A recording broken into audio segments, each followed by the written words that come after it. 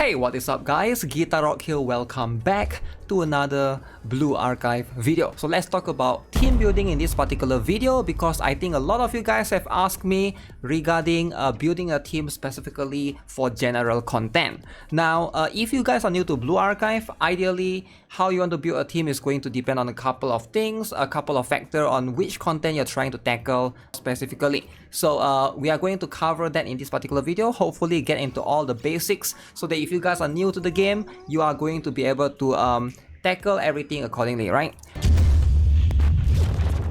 Now, when it comes to building a team, you also have to remember that it's also going to depend on the content that you are trying to tackle. For example, if I'm trying to do this particular defense drill stage, so this is going to be the robots that I'm dealing with, and these are the enemies that are going to be present in this particular stage. Now, for raids, ideally each of it is going to have its own distinct team as well. So depending on how you are doing it or what is needed in that particular area, you are going to try to configure a team surrounding that. So let's first talk about let's say this particular one, right? So let's say you're trying to do the base defense, all right? So if you guys are trying to tackle this one, the enemy units right here is going to be the defense type is going to be yellow. So if you guys are not aware already, right? So in this game, elements are going to be very important for your DPS characters. If the enemy's defense type is going to be yellow, that means you gotta bring yellow attack characters, right? Something like Nonomi, Yori, Momoi, Midori. Those are going to be the one that shine specifically right here. So basically, we try to follow the color, right? Red attack is good against red armor, yellow attack is good against yellow armor,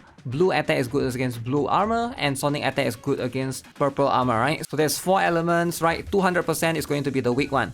So the only exception is sonic, so has a little bit of extra right here, which is it is going to be effective against blue, alright, so purple effective against blue, effective is going to be 150%. So this is like something that's special for Sonic type characters. That's why Shinsu Hanako is quite broken, because she's sort of like strong against 2 elements, right? So in a way, so she's broken in that particular case. So she's going to be one of the best carry for campaigns. Now there's a couple of important things that you need to remember when you are building a team. Number one is the scenario that you are doing right now. Is it going to be much more focused on AoE, or is it going to be much more focused on single target? Because that's going to be the main differences of your DPS characters. So in this case, we got Momoi, which is much more AoE focused. We got Nonomi, which is much more AoE focused. Yori can be a little bit of both, right? She's quite unique in that sense, but ideally those are going to be the important factors, right?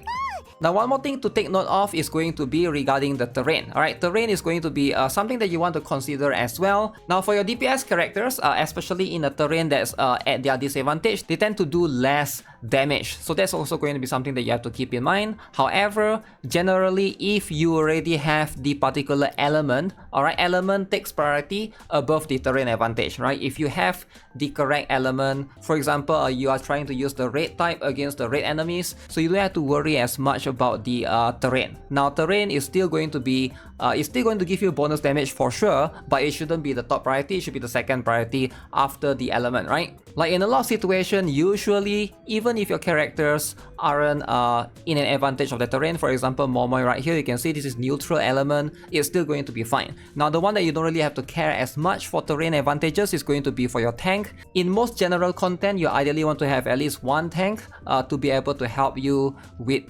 things as per follows, right? So that's going to be how it is. Now, almost every content in Blue Archive requires 4 plus 2 characters, and that's going to be 4 strikers right here and 2 special students right here at the bottom, right? See, the special students, they don't really appear in front. Now, something that I do get asked a lot is about for the special students right here, do you need to upgrade their gears, right? So because they do have their gears right here as well for the equipments, right? So you ideally still want to do that because their stats carry over to the striker students. 15% is going to be carried over, so it still matters in that particular sense. Now, it's not going to be as important, but ideally striker students should be prioritized in terms of powering up the gears. So again, in most general content, you are going to be able to use 6 students in total, with the exception of the final restriction. That's going to be a little bit different. That's going to be the end game stuff that you are going to be able to use 10 characters. This is going to require you to have 6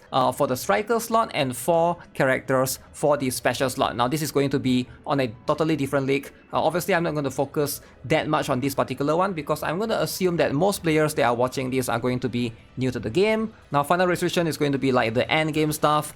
Generally, for the end game content, including final restriction, total assault, or even grand assault, most bosses are going to have a specific theme, right? So ideally, it's better for you to look for this specific guide for each bosses to be able to perform well in those rankings, right? Now, for campaign, generally, your DPS characters, you want to bring AoE characters. Those are going to be your main focus. Ideally, in most cases, depending on the elements that you have, the AoE characters are going to be the most impactful. Now, generally, you're going to have one tank to basically try to tank for you, and you ideally want to bring one more healer as well. Usually, low-cost AoE characters are going to be the best so that you can cycle faster, generally, for you to be able to do your things accordingly, right? Now, I would say one of the best character for you to be able to tackle your PvE content, ideally in story, campaign, etc., is going to be Swimsuit Hanako. She's a very, very strong character, one of the best, as you can see, for 2 costs. She has the wide AoE that she just covers everything for you to be able to do. So she's pretty much strong to the point that if you build her correctly, and you like basically upgrade her gears, get her stars up, she can even be used in almost every single element, right? So that's going to be something to consider. So I would say she's probably one of the top tier characters. If you're just looking to invest in one unit, one character that can carry you all the way through in campaign, she's probably going to be the one that I'll place my bet on. Now with that, it's ideally recommended to have a single AoE DPS character for every single element, not just for the story, but also in case raids, you are going to be able to use those there as well. So what is going to be my recommendation in that particular case? For piercing type, the best one is going to be Momoi. Momoi is going to be the yellow character, the go-to for most players, right? Number one, she's pretty much freely available. You can basically get her easily, alright? And you can even get her stars up very, very easily because she's available in the Total Assault shop as well. Number two, she's a 3-cost character, alright, so she covers pretty much a wide range of area. She can do a lot of things, so very easy for you to cycle through. 3 costs, meaning that you can pretty much spam her skills in that particular sense. Now there's a misconception where you shouldn't use her or she's weak without Midori. That's not true at all. In fact, you do get Midori for free, but you don't have to worry about using Momoi with Midori at all in most of the general content. She's going to be more than sufficient enough for you to one-shot most of the campaign enemies. So I highly recommend you guys to build her. She's very, very strong, free character that you should definitely not ignore. Now a few other notable mentions, including Yori right here, which is also going to be a very strong character. Alright, she's definitely one of the few that you should consider getting early on. Terino also is going to be pretty good, right? So she is a 5 cost. She's going to be one of the more meta character because her sub skill gives you cost recovery. So that's going to make her very, very strong. One more that you get for free is going to be Nonomi. Nonomi is also going to be a character that you can use easily. Since you get her for free, she's going to be a decent option as well for you to build, right? So she is going to be a 5 cost as opposed to a 3 cost for Momoi. However, if I have to pick one to build early on, I'll probably lean towards Momoi. You don't want to focus on just the yellow elements, right? You also want to focus on the other elements. So I would say early on, in the early stage of the game, if you can pick one, probably focus on Momoi first and then slowly branch out to the other characters later on once you get every single element ready. Now for the explosive type or for the raid type, I would say Mutsuki is going to be one of the better ones. She has a 4 EX skill cost AoE that can target a specific area with a circular area. She's pretty good in that particular case. She's going to be a budget character that you can use in every single situation. Now Aru is also going to be a one character that can be good as well, but I think it's going to be harder for a lot of players to get her since she's a 3-star versus Mutsuki, which is a 2-star, right? So ideally for 3-star students, same goes with Momoi versus Nonomi. Momoi is a 2-star, so you definitely get the LF much quicker, right? Now, of course, another character that I can recommend that has big AoE for a very low cost, 3 cost, is going to be Swimsuit Hina right here. But she's not going to be a viable option for most players since she's a limited character. But if you happen to have her, obviously go for it. Suzumi is going to be a decent option if you want to build a character with CC.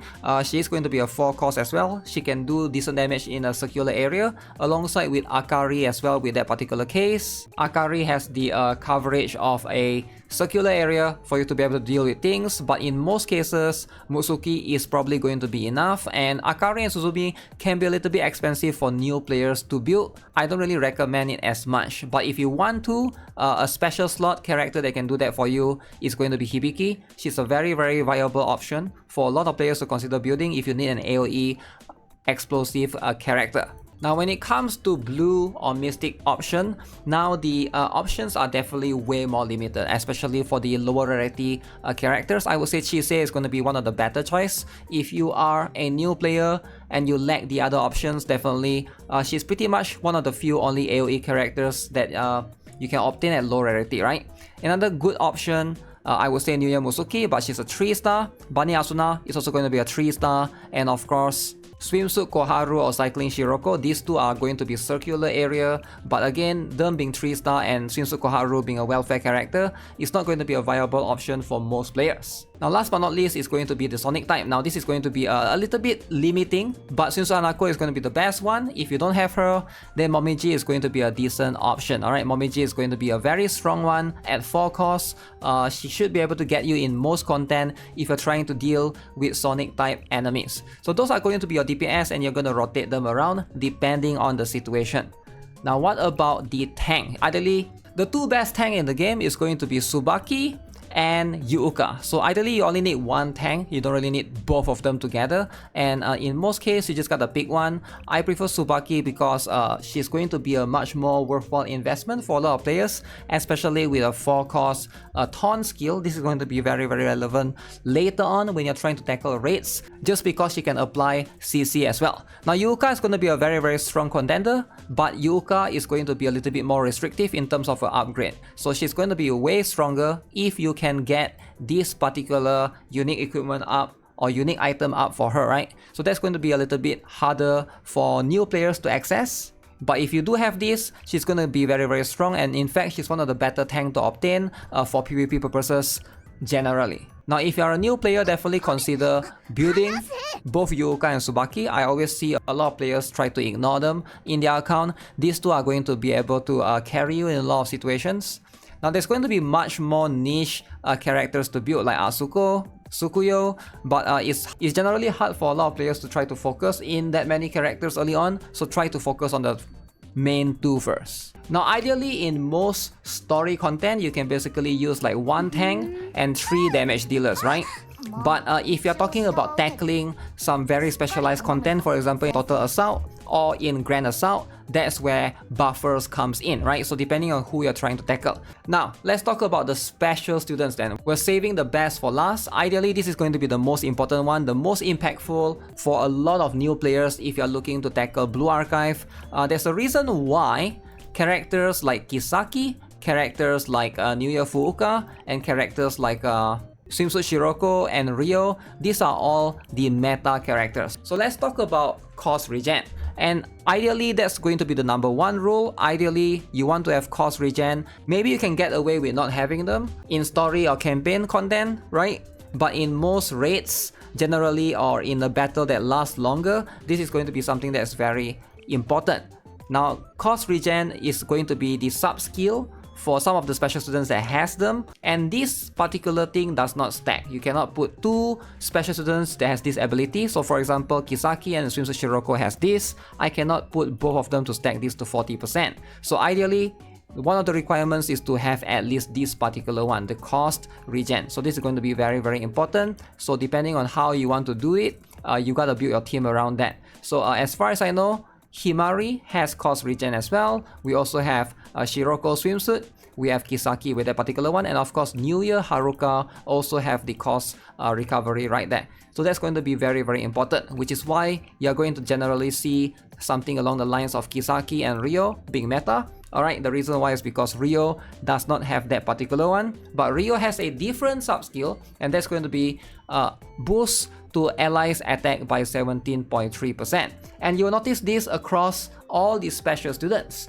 Almost all of them will have this unique sub skill that gives your team a bonus buff in terms of either attack percent or crit damage percent or certain other things, right? Depending on what it is. And this is going to determine how strong or how meta a character is. For example, one of the least meta character in the special student slot is going to be Nadoka. Now the reason why is because her sub-skill gives ally accuracy, and accuracy tends to be less useful generally, right? So that's why she's not going to be someone that players recommend a lot. Now one thing that you need to keep in mind is you cannot have two similar sub-skill together. So basically attack percent and attack percent doesn't stack, crit damage percent and crit damage percent doesn't stack. Let's give you guys some example. Kotama's sub-skill has increased ally attack by 17.3%. Iroha has a same sub-skill. So these two doesn't stack. So you cannot put Kotama and Iroha together. Alright, I mean you can,